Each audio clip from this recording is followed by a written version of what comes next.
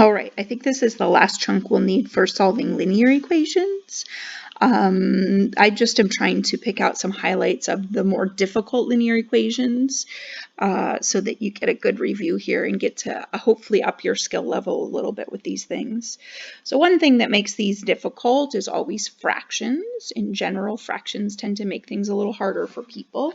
So remembering our strategy, we are supposed to free our variable from any mess, collect all of our variable on one side, and then reverse order of operations to solve. The mess that my variable is stuck in, here let me zoom in a little on this one, my variable is A, and I have one on both sides, so I am on the more than one variable strategy. My variable is stuck in fractions. So the first thing I would like to do is clear fractions. And the way that you clear fractions from an equation, you can only do this when you have an equal sign so that you can do something to both sides to maintain balance, is you would multiply both sides by the LCD. So we're not doing any top and bottom, just the left side and the right side in their entirety get multiplied by the LCD. So we're looking at 8 and 12. So we're going to need the, what do we need? 8 is 2 times 4 and 3 times 4, so we need 8 times 3, 24. I don't know why that took me a minute. I'm slow on my fractions right now.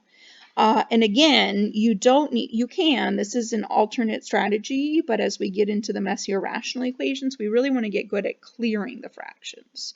So we're going to go ahead and multiply both sides in their entirety, entire right-hand side, entire left-hand side, by 24. And we distribute through. Over here, there's nothing to distribute, so we can go ahead and just work on that as is. So I'm going to write out a couple of steps here. You can start to abbreviate as you get comfortable. So I get 24 times 6 minus 5a over 8, and then minus 24 times 2 is 48.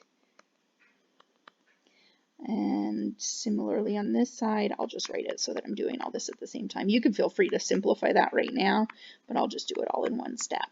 Okay, so that's what I'm doing, multiplying each term by 24. The 48 is what it is. My heads up with that is just don't forget that one. It's not too hard to remember to multiply each fraction because you're trying to kill its denominator, but that 2 doesn't have a denominator, and a really common mistake is just to forget to distribute to that 2.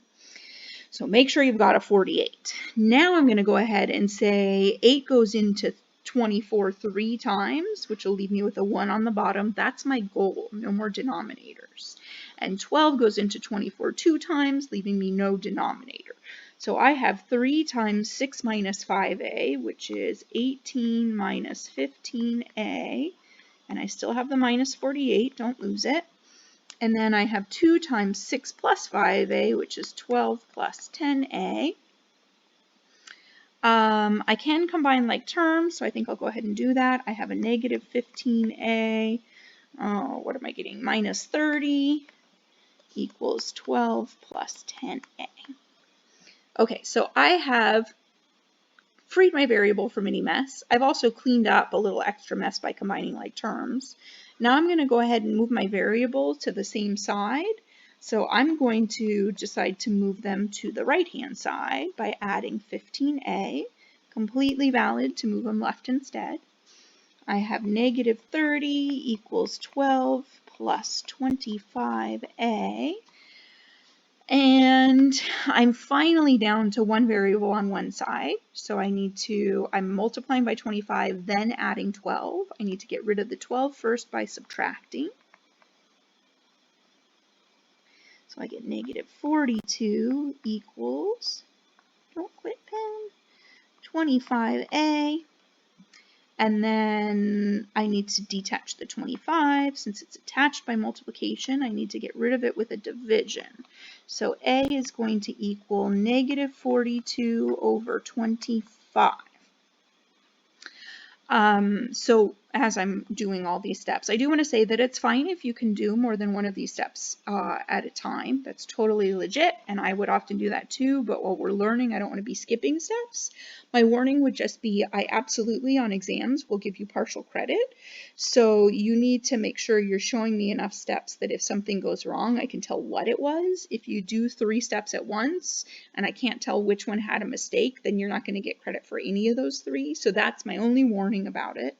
Otherwise, fine to skip some steps in there. There should definitely be some work on a problem like this.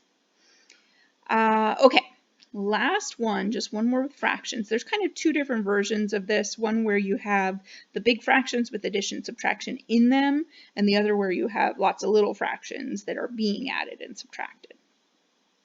So this, I see my g, and I'm going to solve for g. And I see it, I think, just 3 times. Yeah, 3 times. G.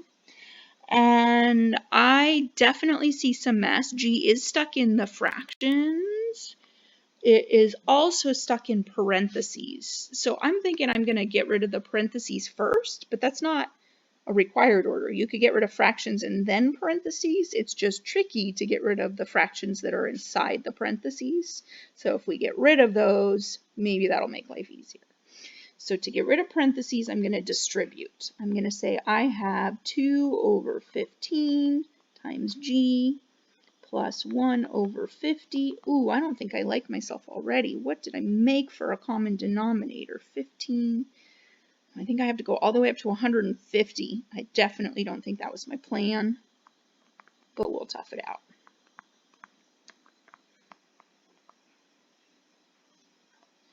I would like to point out, I try and throw this in wherever I can because I know that it causes confusion. The 2/15 g is exactly the same as 2g over 15, and all the way on the other side, the 5g over 6 is exactly the same as 5/6 g. I don't care which way you write it, but I need you to recognize that those are the same. So in this case, we'll just work with it and see if it crops up where it matters, which way it's written. Shouldn't matter, but we'll see if anything crops up where one looks better than the other. Okay, so I'm pretty sure that I'm going to have to go all the way up to 150 because 50 has to go into it. So we're going to multiply. Ooh, do I have something to do? I could combine some like terms. Okay, I'm going to do one more step before I use that. I have 2/15 g and 4/15 g that I can combine on the left. If that was any messier, I had to do LCD work on that. I actually would clear the fractions before I did it, but this one's pretty easy, so I'll go for one last step. 1 over 15 minus 2g over 15. Okay, so I think even right there is an example, right? Some people will get confused. How do I add that? Because the g is in the numerator of the one fraction and it's not in the other, but it's the same exact thing. So you can mentally move the g up into the numerator of the first fraction or move it out to the side of the second fraction. Okay, so you could absolutely just keep working with fractions, but I highly recommend getting rid of them. And it's not just for a problem like this, it's for all the future fraction work that I know you're going to have to do at some point. So practice clearing fractions. So I'm going to get 150 over 50 minus 300. I don't know. Do we want to multiply that? I'll just write it out in front.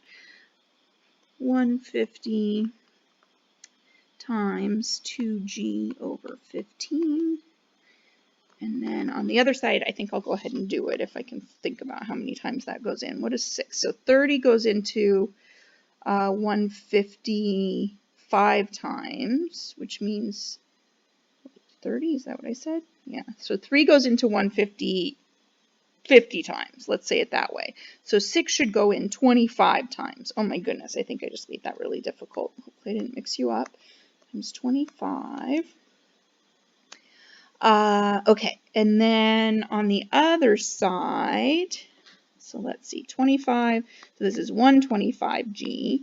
On the other side, I'm seeing that 50 goes into 153 times, and 15 goes into 150 10 times. So I think I have 3 minus 20g. And I can add the 20 to both sides. get your g's on one side of the equation, if your pen cooperates. So I get 145 g equals 3, which means that g is equal to 3 divided by 145. You don't have to switch directions. You could leave it 3 over, excuse my yawn, I always get sleepy. 3 over 145 is equal to g. That's completely interchangeable, but I would generally say g equals 3 over 145, so I like to switch it and write it in that order as well. Does 3 go into 145? I don't think so. No, it goes into 45, but not 100. So that should be your answer. Okay, so pay attention to being really careful with parentheses in linear equations, pay attention to linear equations with lots of messy fractions, and pay attention to when you'd have no solution or infinitely many solution. Those are my linear tips for you. Hope it helps.